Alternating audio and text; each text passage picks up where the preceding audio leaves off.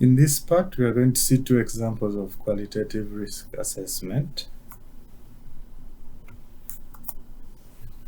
The first one is a qualitative assessment of the risk of introducing FMD virus into Russia and Europe from Georgia, Armenia, and Azerbaijan.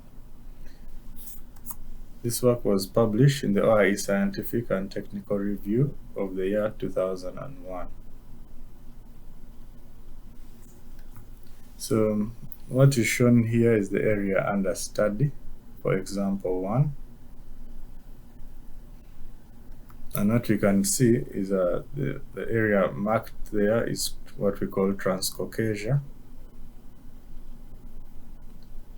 And the three areas of interest are Georgia, Armenia, and Azerbaijan. And the time of the study, many outbreaks were annually reported by these countries, causing great concern to their immediate neighbors in Europe, and actually particularly Russia. And the most relevant problem at the time were outbreaks in those areas of Turkey and Iran, with hundreds of outbreaks in these areas notified per year. The procedure followed for assessing the risk was similar to the one described in the previous class. So to assess the risk of FMD in Russia, what they did first was they estimated the probability of entry of the virus. Then after doing that, the probability of exposure was estimated. In this case, they did not include the consequences because they assumed that a single case of FMD in Russia was serious enough on its own. For assessing the entry, they identified three parameters of relevance. And these three parameters are the prevalence of infection in three countries, the volume of trade of animals and the animal products between the three countries and Russia, and the capacity of the virus to survive in the environment of Transcaucasia. So, and for estimating exposure, four parameters were considered.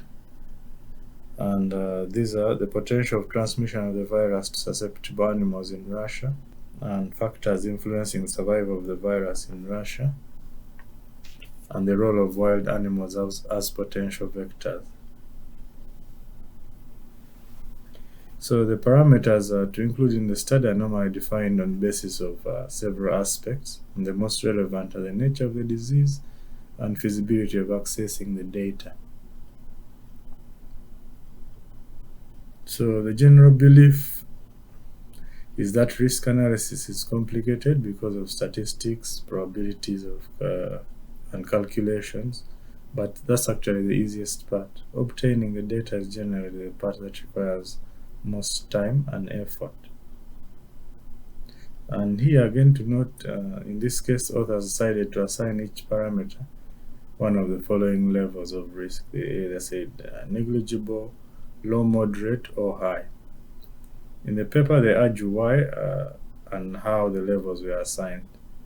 So this paper presents several tables with the data used to estimate the level of risk of the parameters. For instance, in table 2, there's the annual number of notified FMD outbreaks per country is shown. And in this way, they estimate the probability of occurrence for every risk factor. And then based on the matrix we described in the previous class, they combine the individuals to obtain a single level of risk. And then they did the same for exposure. And finally, they combined these two new levels, as you see there, in order to obtain the final result.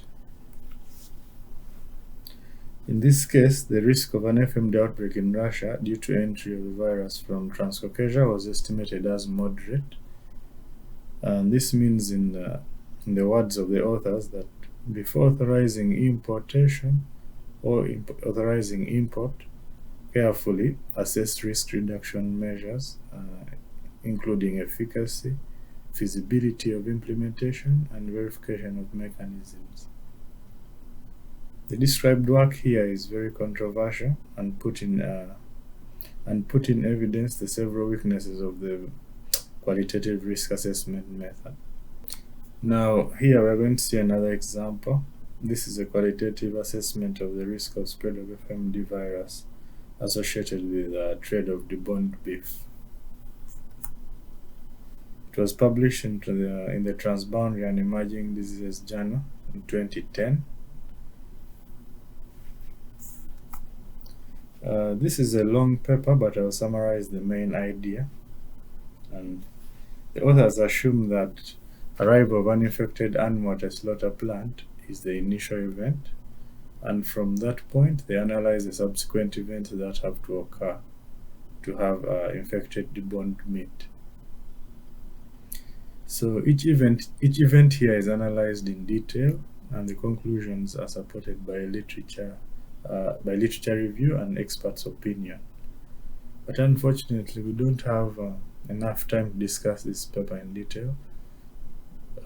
But good thing is that it's included on the course web page for optional supplemental reading. So we strongly advise you to find time and read it when possible. It's a different approach they've used here, different from the previous one, and that's actually the important point to note here. So qualitative risk assessment may be performed in different ways. The great limitation in all cases is that the variability and uncertainty cannot be considered. That's all for now.